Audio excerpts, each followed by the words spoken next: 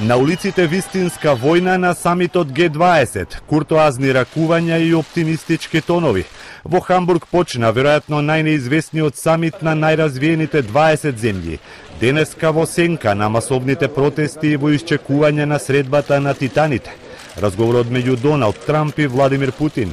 Двајцата лидери веќе се ракуваа и во моментов ја одржуваат својата прва средба лице в лице, откако во пленарната сала ги делеат 4 столчиња. Според најавите во фокусот на разговорите се сириската и украинската криза, американските санкции врз Русија поради анектирањето на Крим и наводното мешање на Москва во американските избори.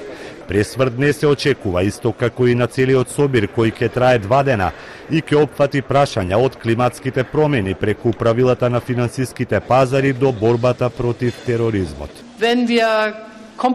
Ќе направиме се да дојдеме до решенија со кои би биле задоволни сите. Треба да разговараме и кога се сложуваме и кога се разидуваме со нашите мислења. Затоа сме тука.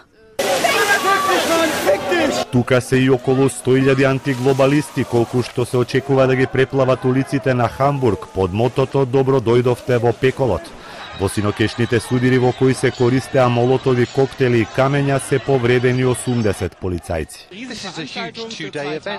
Ова е голем настан, каде дојдоа најголемите лидери. Германската влада веќе оцени дека не очекува големи одлуки, што значи дека околу 500 милиони евра ќе отидат на празно. Тука сум да протестирам против повлекувањето на Трамп од климатскиот договор од Париз и да испратам порака дека тоа е катастрофално за животната средина. Главна звезда се очекува да биде токму Трамп, кој вчера, за време на посетата на Варшава, сепак остана во подредена улога, кога првата полска дама го одмина и прво се поздрави со неговата сопруга Меланија.